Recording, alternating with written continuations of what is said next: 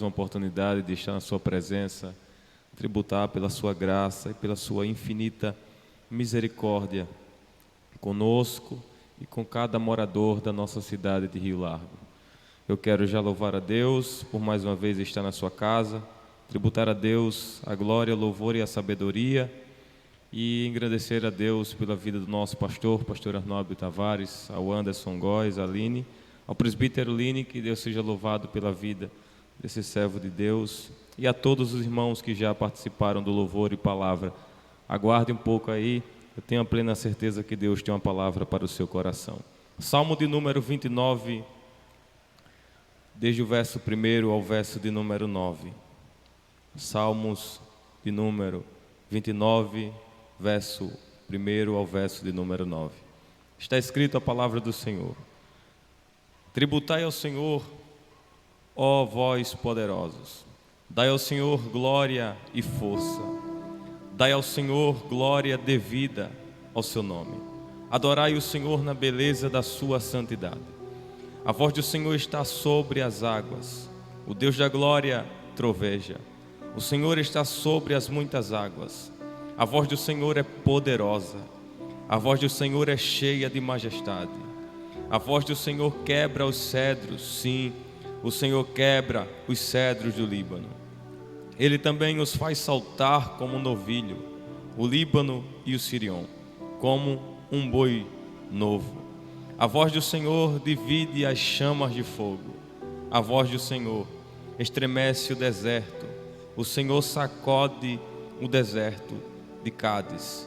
A voz do Senhor faz com que as corças deem cria e descobrem as florestas. E no seu templo todos falam da sua glória.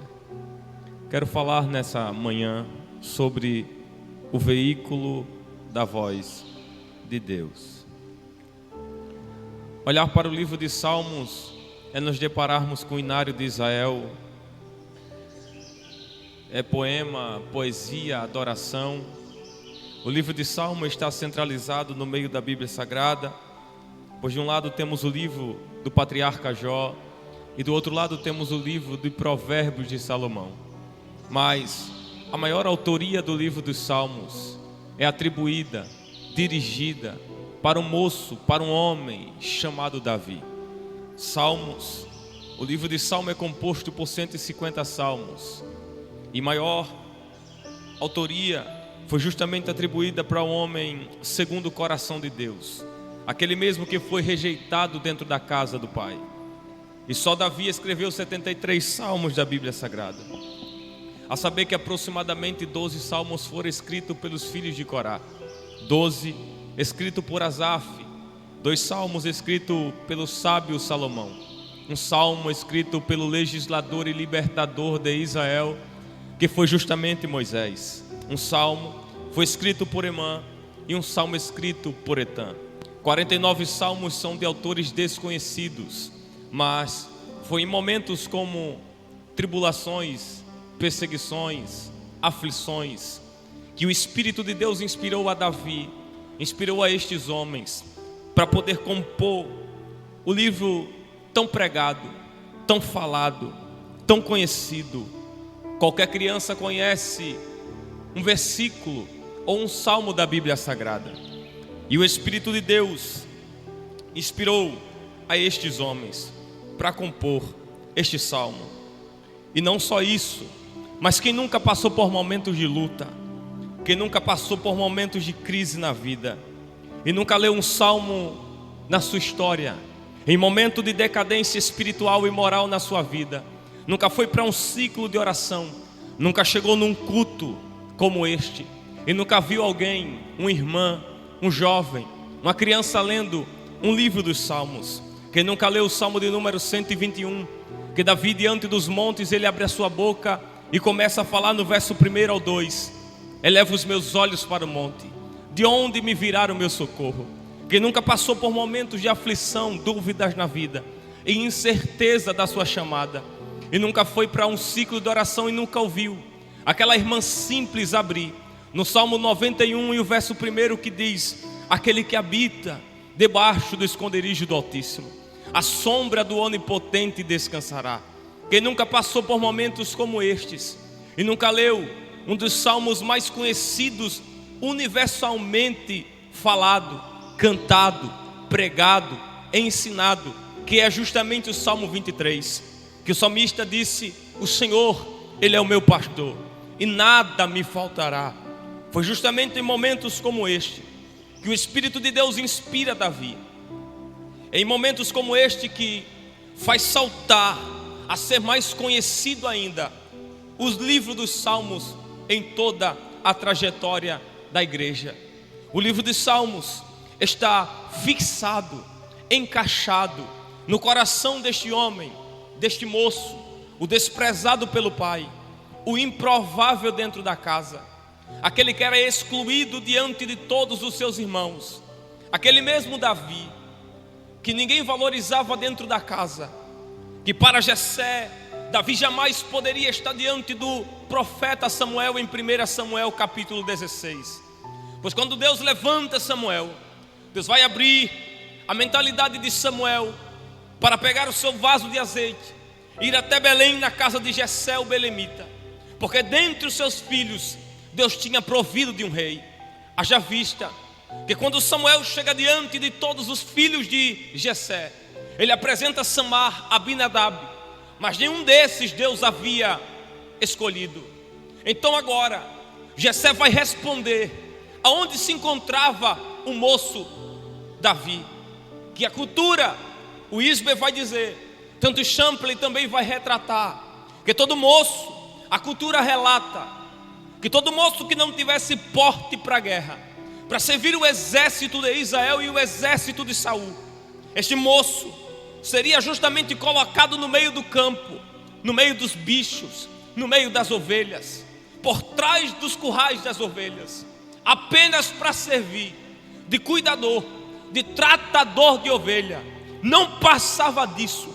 Todo moço que não tivesse postura para ir para a guerra, que não tivesse equilíbrio para suportar o capacete, a espada, a couraça e batalhar contra os filisteus ou contra qualquer nação inimiga, precisava ser posto no meio do campo e apenas cuidar das ovelhas. Jessé coloca Davi no campo, pois o texto diz que Davi era de baixa estatura, por mais que fosse formoso, de uma pele ruiva, mas ainda assim Davi não tinha postura, equilíbrio, de porte de guerreiro, como Abinadab, como Samar, como todos os seus irmãos tinham. Porque para Jessé, Davi não passava de ser apenas um cuidador de ovelha no campo. Para Jessé, Davi jamais poderia estar diante do profeta Samuel. Para Jessé, Davi era meramente um jovem, um homem, um moço, que não poderia ser mais além do que um simples pastor de ovelha. Para Jessé, o campo para Davi seria seu único sustento, seu único trabalho, pois estar no meio do mato, no meio do campo, no meio dos bichos, para Jessé era o lugar mais improvável, era o ambiente que para Jessé era o pior lugar, pois por mais que ele fosse desprezível aos olhos de Jessé, é o que me chama a atenção, é o capítulo 16 de 1 Samuel. Enquanto ele revela onde se encontrava Davi, Deus abre os céus, fala a mente de Samuel e diz: pode mandar chamar. O campo para Davi se tornou um ambiente de preparamento espiritual e moral. Para Jessé, o campo era meramente que nada, um ambiente que não servia para nada, a não ser para cuidar de ovelha, a não ser para buscar os ambientes improváveis. Para Jessé não tinha valor nenhum. Porém, Jessé enviou Davi para o lugar, ele direcionou Davi para o ambiente onde Deus revelaria e traria para Davi as maiores experiências e os seus maiores propósitos no meio do campo. Porque Deus, Ele ama preparar os ambientes improváveis na vida do homem para revelar e da experiência ia revelar a sua glória. Justamente em 1 Reis capítulo 17, Elias foi encontrado em Tisbe, um ambiente que geograficamente seria improvável, impossível Deus encontrar alguém ali.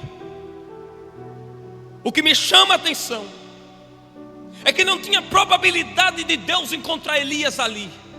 Só que no Evangelho de Lucas capítulo 1 versículo 37, a Bíblia diz que para Deus nada é impossível. Aquilo que para a lógica humana limitada, rasa, é impossível, para Deus nada é impossível. Ele levanta Elias em um ambiente improvável, que ninguém poderia sair dali, homem grotesco, sem intelectualidade, porque Deus ama revelar as suas maiores experiências e os seus propósitos em ambientes improváveis. Deus levantou justamente Ezequiel dentro da Babilônia, na beira do rio Quebar. Não tinha mais esperança de voltar para adorar em Jerusalém, mas Deus ama preparar os ambientes improváveis para dar as suas maiores experiências e revelar a sua glória. Quando Deus prepara Davi no ambiente do campo, que para a lógica humana de Jessé seria improvável ou loucura, foi no campo onde Deus treinou Davi. Foi no campo onde aquilo que Saul não pôde ter, Davi teve. Pois logo após ser ungido, Saul foi direto para o trono. Davi, logo após ser ungido, ele não foi direcionado para o trono. Ele sabia, eu sou rei, mas vou para o campo. Ele sabia, eu tenho cadeira privilegiada, mas eu sei o meu lugar.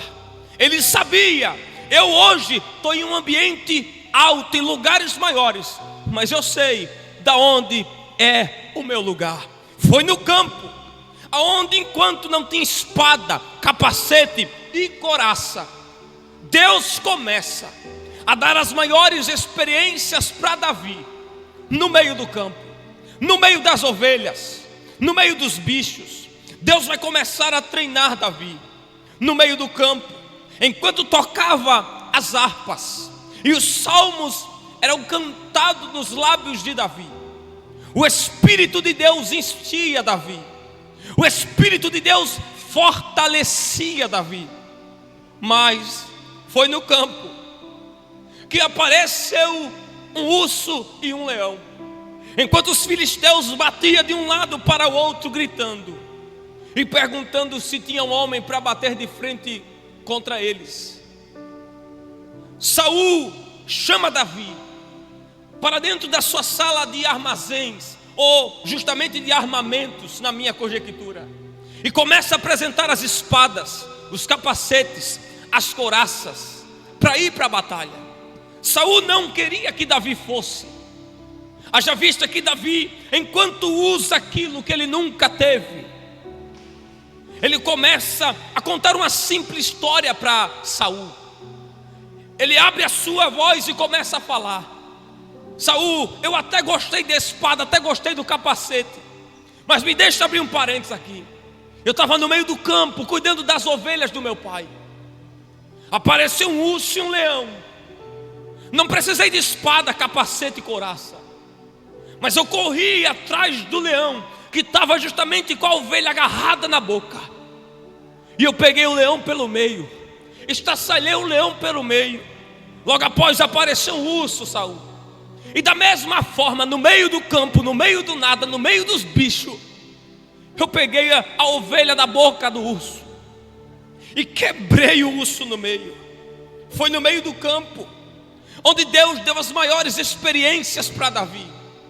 Quando Saul queria matar Davi, Davi se escondia no meio do campo. O campo para Davi foi um ambiente de solidez, equilíbrio espiritual. E é lá, no meio do nada, no meio do campo, que Davi vai começar a escrever o Salmo de número 29. Ele já é rei, ele já tem a coroa na cabeça, Ele já tem suas salas no seu palácio para escrever e para dedilhar qualquer salmo. Mas Davi vai para o ambiente da onde Deus treinou, o ambiente da onde Deus deu raiz para ele. E ele começa a observar a tempestade. Ele começa a dar uma volta de 360 graus. E começa a ouvir o barulho dos trovões. Ele começa a dedilhar as suas harpas. E começa a escrever o Salmo 29, abrindo a sua boca. E quanto mais ele ouvia o barulho da natureza, a tempestade que batia de um lado para o outro, Champlin vai dizer, e alguns eruditos vai retratar, que Davi, enquanto estava no meio do campo, no meio das florestas, em um ambiente que ele conhecia como a palma da sua mão, a Bíblia não revela há quanto tempo Davi ficou no meio do campo, cuidando das ovelhas, mas o tempo que Deus preservou, preparou, deu estrutura e amadurecimento para Davi valorizar os primeiros ambientes que Deus preparou para ele. E ao invés de ir para o quarto do seu palácio, Davi vai para o meio da floresta, ouvir os trovões, ouvir a majestade, sentir, ouvir e ver. Deus começa a encher o coração deste homem com o Salmo de número 29. E Davi começa a abrir a sua boca no verso 1 dizendo: tributai ao Senhor, ó vós poderosos. Davi está revelando aquilo que em Jó, quando Satanás aparece no capítulo 1 e o capítulo 2, diante dos filhos de Deus, esse ó vós poderosos é uma alusão aos anjos. A corte celestial estava se juntando justamente para tributar, para render adoração. Pois o primeiro ambiente que há uma convocação é justamente o ambiente celestial.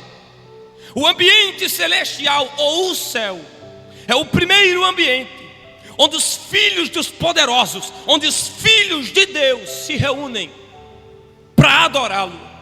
E Davi começa dando o direcionamento: tributai, rendei glória, ó vós poderosos, apenas ao Senhor seja dada a glória e a força.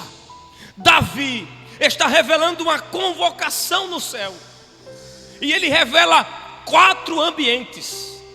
Enquanto os salmos são compostos, Davi começa revelando o ambiente do céu como centro da adoração.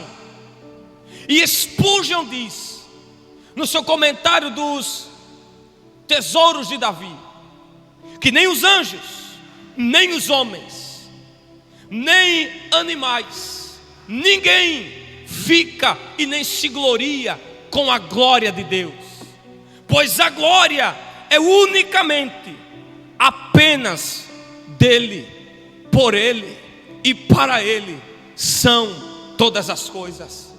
Davi está revelando, há uma convocação no ambiente, no céu, onde os anjos, querubins, serafins se reúnem em toda a categoria, em todo o patamar de anjo. Todos se reúnem, são convocados para adorar justamente ao único Deus. Mas Davi revela 4 ambientes onde há esta convocação: no céu, na terra, no campo e debaixo da terra.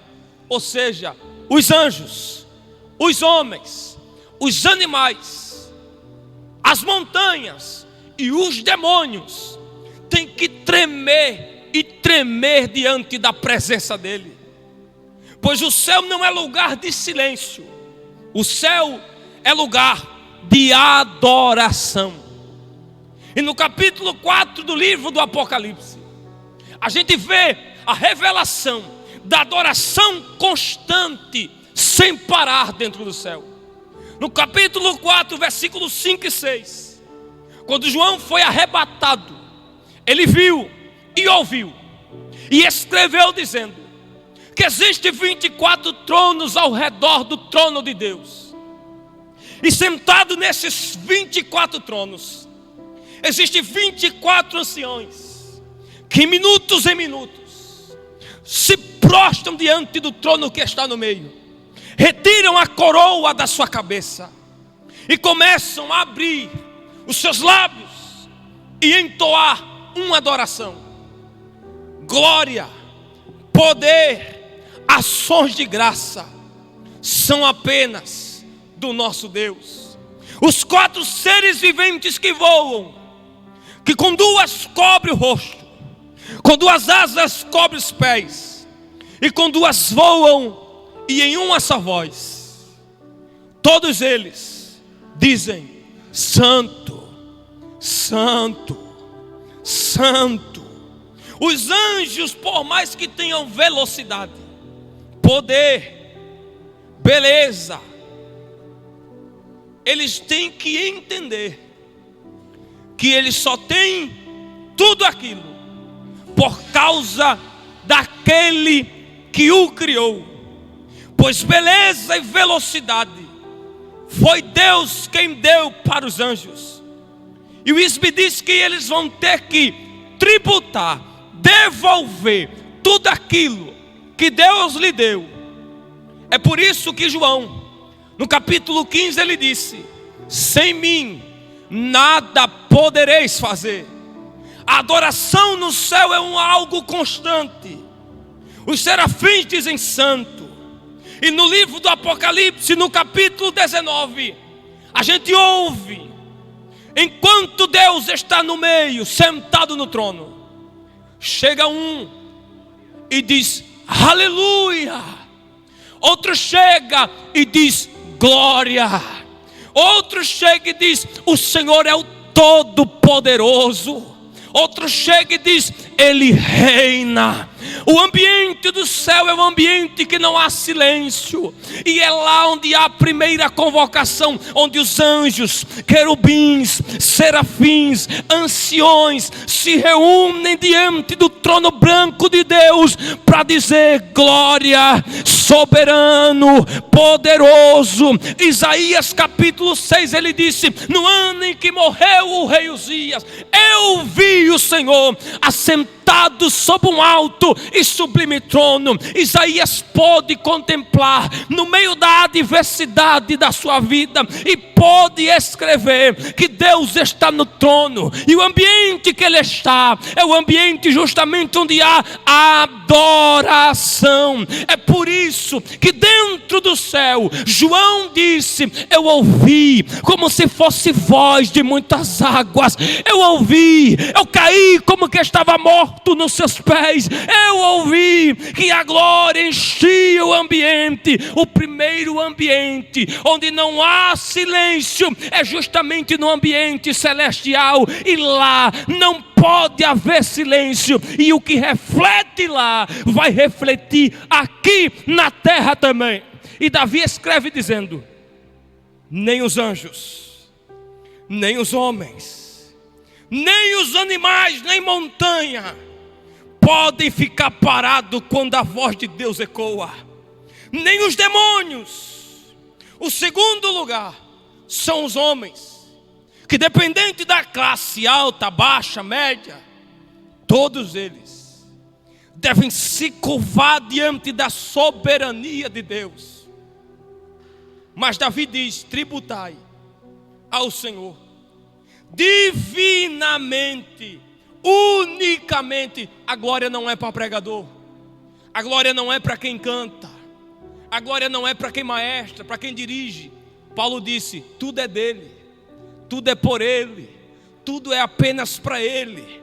É por isso que quando Davi está escrevendo o Salmo 29, Davi está contemplando a beleza e o poder de Deus no meio da tempestade. E enquanto ele olha para os trovões, para o ambiente que bate de um lado para o outro, Davi começa a entender que existe 4 ambientes onde deverei se curvar diante da voz de Deus: o céu, os homens. É por isso que o salmista no Salmo 81, versículo 10, ele escreveu dizendo: eu sou o Senhor vosso Deus, que vos tirei da terra do Egito. Abre bem a tua boca e eu a encherei. Aurélio vai dizer que abrir a boca é justamente uma manutenção ou um aperfeiçoamento. Pois existem 3 grupos aqui embaixo. E o primeiro grupo é aquele que não abre a boca para nada. Até ouve a palavra, mas não abre a boca. Até sente o arrepio da presença de Deus, mas não abre a boca. É aquele que se incomoda com tudo, mas não levanta a mão e nem abre a boca. É aquele que ouve Deus falar, entende que é Deus falando, mas não abre a boca para glorificar. É por isso que Paulo, escrevendo aos Romanos, ele disse que quem não dá glória para Deus e tenta usurpar da glória de Deus, é a primeira derrota da decadência humana. É por isso que todo aquele presbítero Lineker que um dia tentou usufruir da glória de Deus, caiu e não se levantou mais. Lúcifer no céu, ele disse: elevarei meu trono acima do trono do Altíssimo. Ele não queria só o trono, ele queria ser adorado, ser glorificado. Mas caiu do céu para a terra e não se levantou mais. Um dia, dentro da Babilônia, Nabucodonosor abriu a boca e disse: esta é a minha Babilônia, que eu edifiquei para a minha glória e para a minha magnificência. Não deu tempo nem dele falar magnificência, porque enquanto ele falava magnificência, Deus fez com que ele fosse para o meio do campo, comer comida de bicho, viver como bicho. No dia que alguém tentar usufruir daquilo que é que é totalmente de Deus para ele, ele cai e nunca se levanta mais. É por isso que um dia como esse, um culto qualquer, um pastor chega e diz: abre a boca, levante a mão. Não precisa apenas eles pedirem, só de a gente estar respirando e tendo uma cama para dormir, enquanto famílias estão aí desabrigadas. E hoje, nessa manhã, se cumpre aquilo que Jeremias disse no livro das Lamentações: as misericórdias do Senhor é a causa de nós não sermos consumidos. Então abra sua boca aonde você estiver, porque enquanto estamos aqui, o céu está se movimentando e a terra não pode ficar em silêncio quando Deus ecoa a sua voz no meio do ambiente. Segundo grupo é o grupo que nem adora e nem deixa ninguém adorar no meio do ambiente do culto. É aquele e aquela que se incomoda com qualquer barulho. No Egito pulava, no Egito cantava, no Egito não conseguia ficar parada. Aí chega para cá, com seus paradigmas da vida. E eu me lembro de uma mulher que foi, quando Pedro, João, Judas, todos os discípulos estavam na casa. Eu amo dizer isso, que ela entra com um vaso de alabastro na sua cabeça, e sem pedir permissão ela quebra. Judas se incomoda e diz: poderia vender, fazer outra coisa com isso aí, isso é muito caro. A adoração da mulher incomodou a Judas. E quanto mais ela quebra, quanto mais ela chora, mas Judas diz: cala a boca, vai incomodar o mestre na mesa. Nem convidada você foi, e nunca você será. Jesus vai quebrar o paradigma da lei de Judas e vai dizer: deixa ela aí, deixa ela adorando. Se vocês que estão na casa não podem abrir a boca, e quando um adorador aparece para abrir a boca, para levantar a mão, para render glória para o Deus que é poderoso e unicamente adorado, ainda vocês estão se incomodando, então deixa a mulher quebrar o vaso nesse dia. Se você pode dizer na sua casa para alguém que está do seu lado, diga para sua mãe, para o seu esposo, para o seu filho, vai quebrar o vaso ou vai continuar parado, se incomodando? O que mais falam por aí é: os crentes gritam demais, o povo da Assembleia faz barulho demais. É porque quem foi alcançado, pastor Lineker, pela graça, ele não fica a mesma pessoa. Lá fora, às vezes até a droga lhe dominava, às vezes até a prostituição lhe dominava. É isso que Davi disse, que a igreja é como caverna de Adulão. Aqui entra ex-maconheiro, aqui entra ex-fofoqueiro, aqui entra ex-traficante, aqui entra ex-usuário. E quando ele chega aqui, ele não se contenta, porque a luta é tão grande em casa, a tribulação é tão grande em casa, que o único lugar de colocar para fora aquilo que está dominando dentro é dentro da igreja. Então me perdoe, eu vou pular, eu vou chorar, eu vou adorar, eu vou abrir a boca, porque eu sei da onde eu vivi, eu sei da onde eu saí, e este é o único ambiente que um adorador pode expressar aquilo que Deus fez por ele lá atrás. É por isso que eu não falo de quem pula, é por isso que eu não critico quem grita, porque um dia, quem sabe, ela estava no fundo do poço e a mão poderosa da graça de Cristo foi até lá. Paulo disse que ele nos pegou das trevas e nos levou para a sua maravilhosa luz, ou para o reino do Filho do seu amor. O terceiro grupo é o grupo que desde o começo ele sente a presença e adora. Nem precisa o pastor pedir, ele já chora. Porque o salmista disse: todo o meu corpo ele tem que adorar a Deus. Se até os judeus nesta hora estão lá diante do muro das lamentações, balançando o seu corpo para frente e para trás, porque a nossa mão não pode ser levantada. Se os anjos estão lá neste mesmo momento, de segundo em segundo, dizendo: santo, santo, santo, santo, por que a gente não pode abrir a boca e dizer glória, glória, glória? Por que a gente não pode adorar? Por que a gente não pode render graça para Ele? E o quarto grupo é justamente os animais. O salmista, no Salmo 125, versículo 6, ele disse: todo ser que vive, louve ao Senhor. Só que aqui embaixo, Davi está revelando que todos os anjos, os homens, devem a única adoração apenas para Deus. Mas não é de qualquer forma, não é de qualquer jeito. Na sua eternidade, Deus já estabeleceu a forma que Ele quer ser adorado. É por isso que Davi, quando ele fala o verso 2, ele diz: adorai ao Senhor na beleza da sua santidade. A palavra santidade é separação, ou processo de separação, ou tornar santo.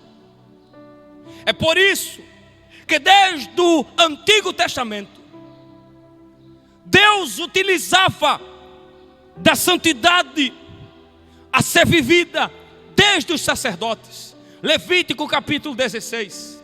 O sacerdote deveria se purificar para estar do lado ou diante da arca da aliança. E nós sabemos que a arca da aliança representa a presença de Deus. Era a arca que regia o povo, era a arca quem tratava do povo. Os sacerdotes deveriam se purificar.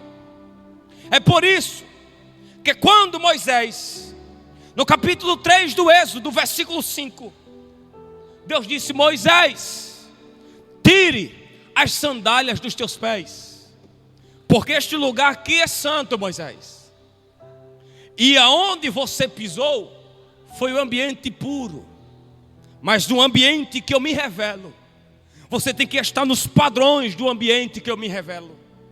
É por isso que em 1 Pedro capítulo 1, verso 15 ao 16, ele disse: mas como é santo aquele que vos chamou, sede vós também santos em toda a vossa, não é na metade, não é no começo, é em toda. Deus utilizou Paulo para Timóteo e disse: seja exemplo dos fiéis no trato, na caridade, no amor. Sede santos, porque eu sou santo, diz o Senhor. Santidade é o padrão que Deus deseja ser adorado. Se até os sacerdotes da antiga aliança precisavam se santificar, por que a gente quer entrar aqui de qualquer forma? Por que a gente quer adorar a Deus de qualquer maneira? Porque a gente passa o dia todo, não lê um verso, não lê um capítulo da Bíblia, mas chega aqui, Deus me batiza. Chega aqui, Deus revela. E Deus dizendo: não vou me revelar em nada. Mas se entrar no padrão de santidade, Deus se revela. Deus não aceita ser adorado de qualquer forma. Deus já estabeleceu na eternidade a forma que Ele quer ser adorado. Se até os anjos precisam se curvar e adorar na beleza da sua santidade, imagine nós, seres pecadores, homens falhos, mulheres pecadoras, jovens debilitados, encaminhando para o erro. Mas Ele já padronizou o estilo que Ele quer ser adorado. Ouvir uma hora de pregação não significa estar no padrão dEle. Sentir um arrepio aqui dentro não significa estar no padrão dEle. O padrão da igreja para adorar e render glória para Ele ainda é santidade. Santidade é o padrão que Deus quer ser adorado. Mas Davi vai começar a ser extraordinário. Davi vai começar a ouvir a natureza como veículo da voz de Deus. Ele diz no verso 3: a voz do Senhor é como é sobre as águas, o Deus da glória troveja. Ou seja, o trovão que Deus revela diante de Davi não é um trovão apenas qualquer, não é um trovão normal, é Deus através do trovão.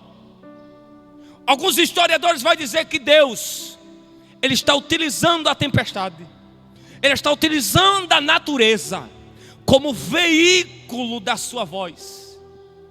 No verso 3 ele diz: o Senhor está sobre. E a palavra sobre, Ele está por cima. Esse trovão não é um rugido da natureza. Esse trovão é o rugido do Senhor através da natureza. Não é a criatura sobre o Criador. É o Criador sobre a criatura, pastor Lini, que isso é tão extraordinário.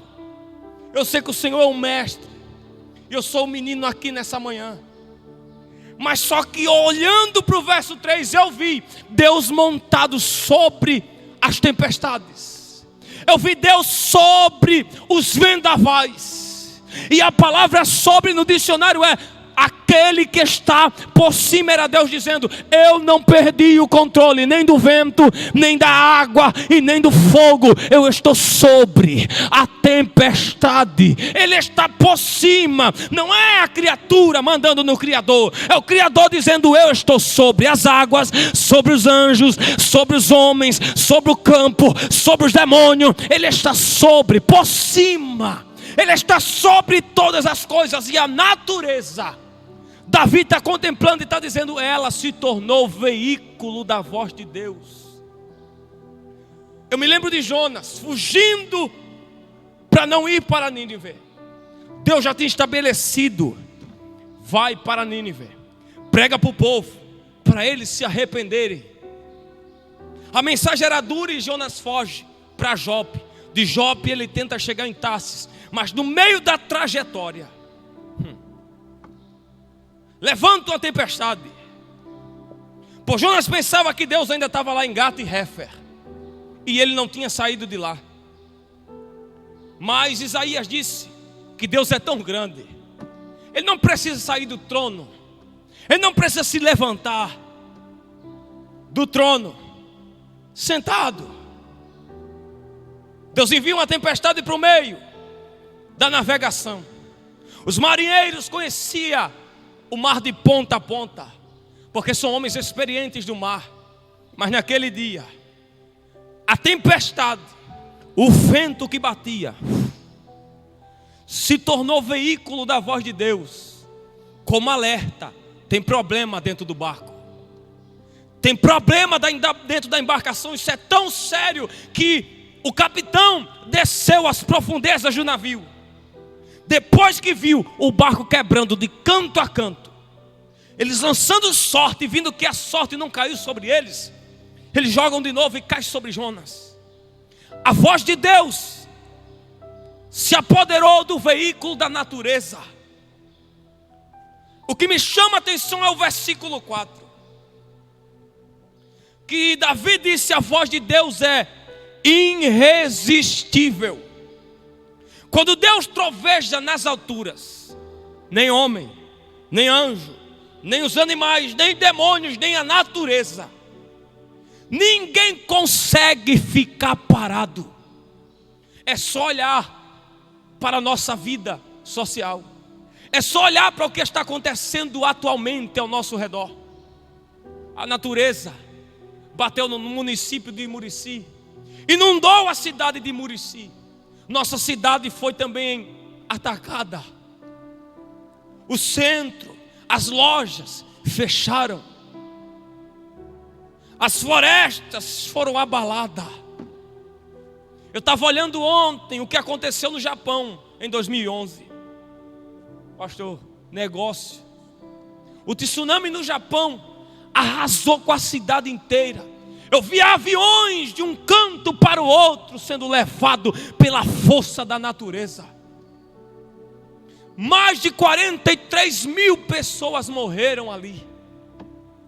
Ninguém consegue ficar parado quando a voz de Deus se torna notória no meio.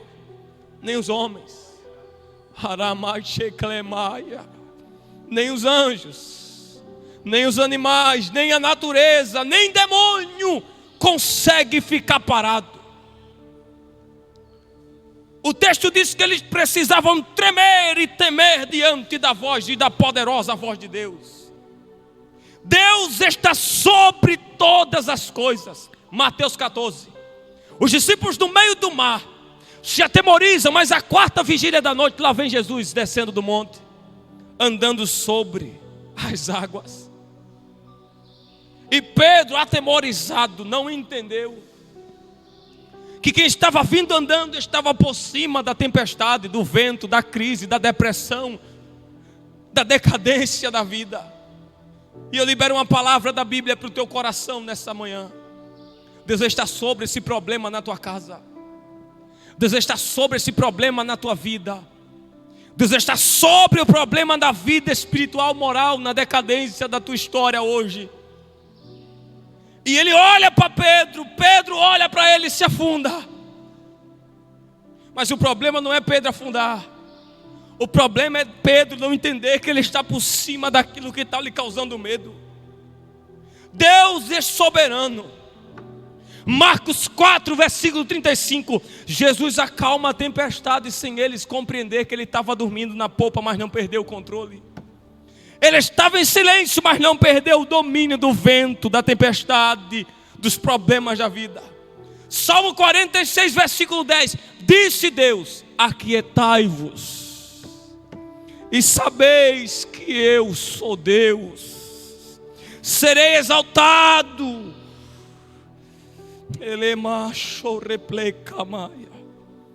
O versículo 5 e 9. A voz de Deus produz efeito. Primeiro, ele quebra os cedros do Líbano. A tempestade que veio do mar Mediterrâneo avança para o norte do Israel. E de Israel ele chega justamente às montanhas do Líbano.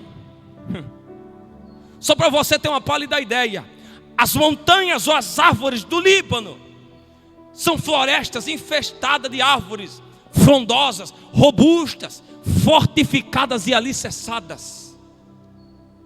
Mas naquele dia, as mais altas árvores, as raízes mais sólidas na terra, não suportaram a poderosa voz de Deus.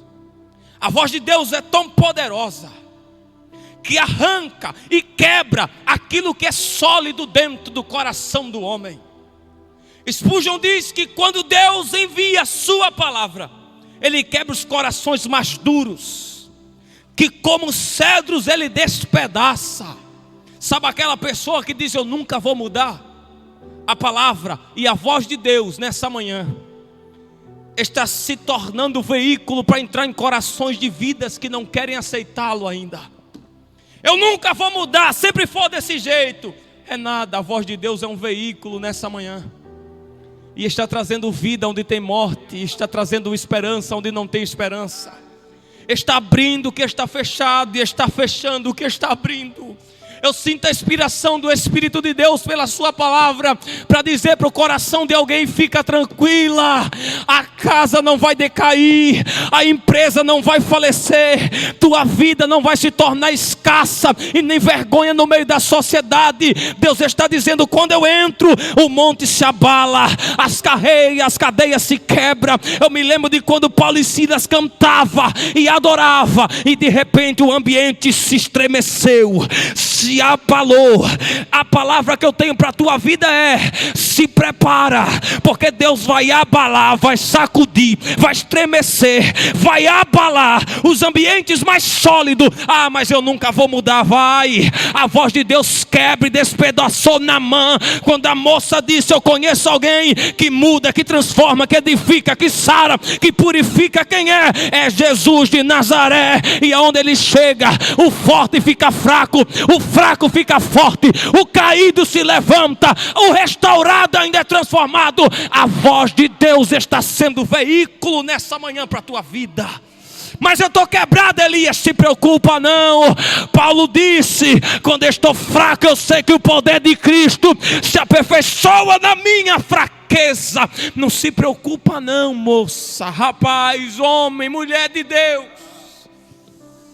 Ele está sobre todas as coisas ainda.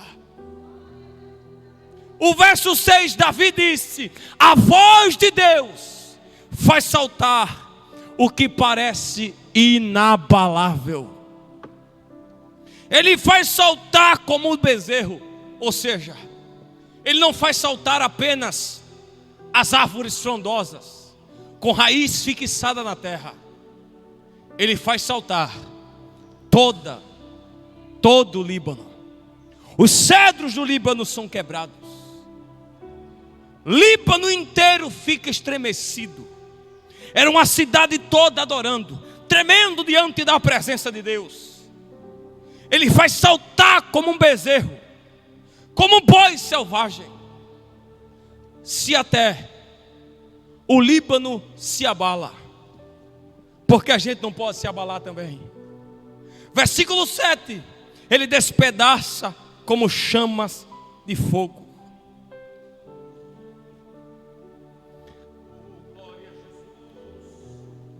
Perceba que Deus está utilizando a natureza para revelar a sua glória no meio da humanidade. Atos 2, ele demonstra a clareza do poder de Deus, utilizando que Lucas diz que, cumprindo o dia de Pentecoste, veio do céu um som como de um vento. Quem mandou o vento? Deus. E caindo sobre ele línguas repartidas como que de fogo. Deus utilizando o fogo para revelar a sua glória. Deus disse para Moisés: subi no monte. A maior experiência da vida de Moisés foi essa. Ele viu a sarça pegando fogo e não se consumir, e Deus no meio da sarça de uma forma teofânica.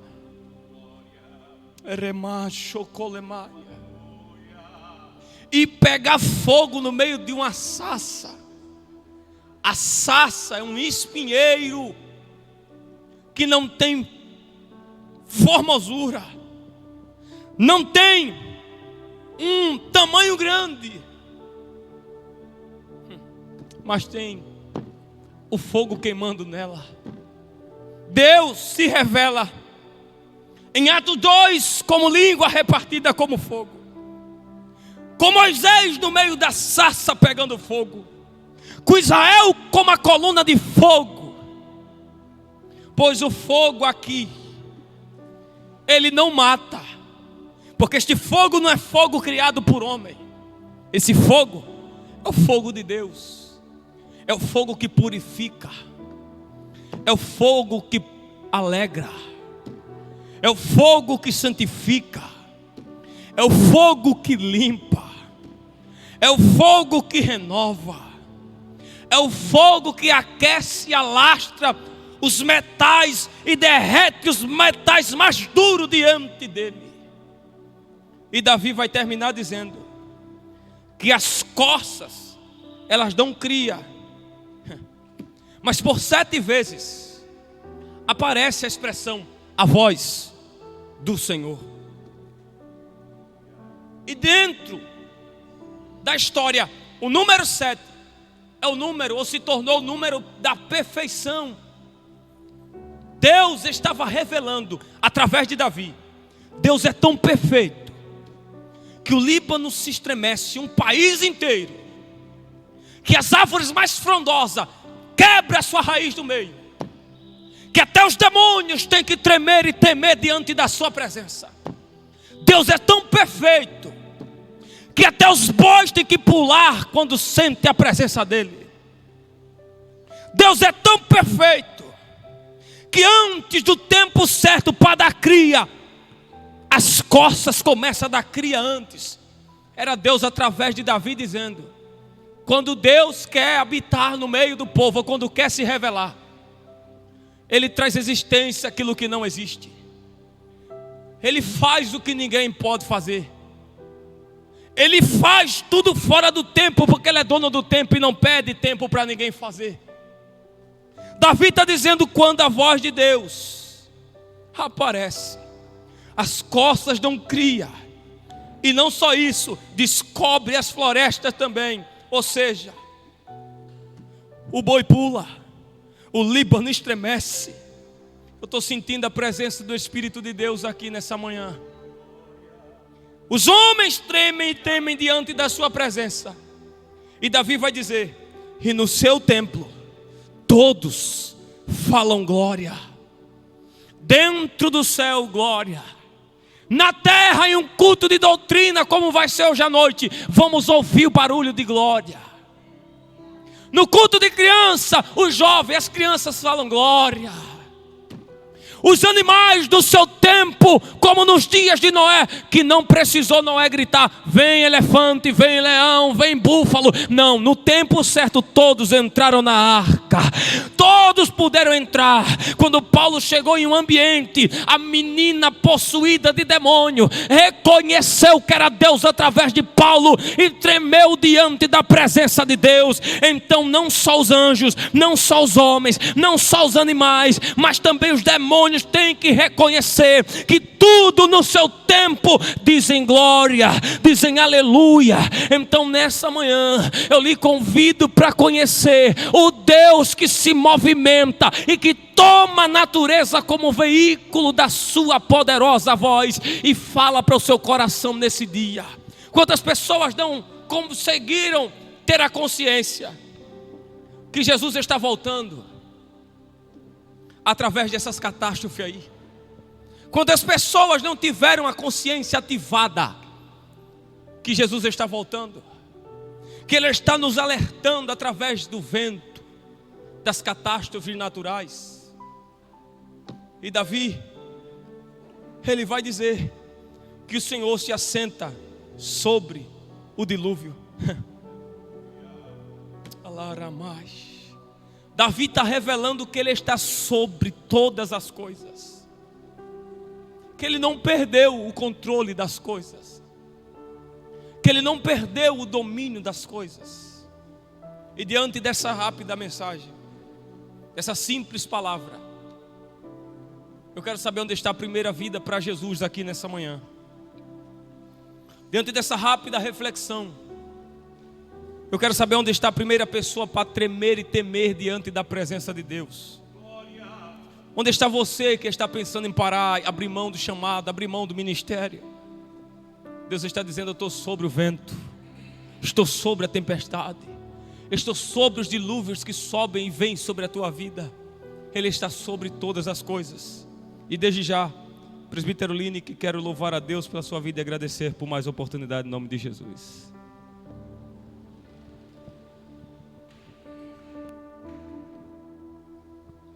Glória a Jesus de Nazaré. Aleluia, esse é o meu, é o seu, é o nosso programa.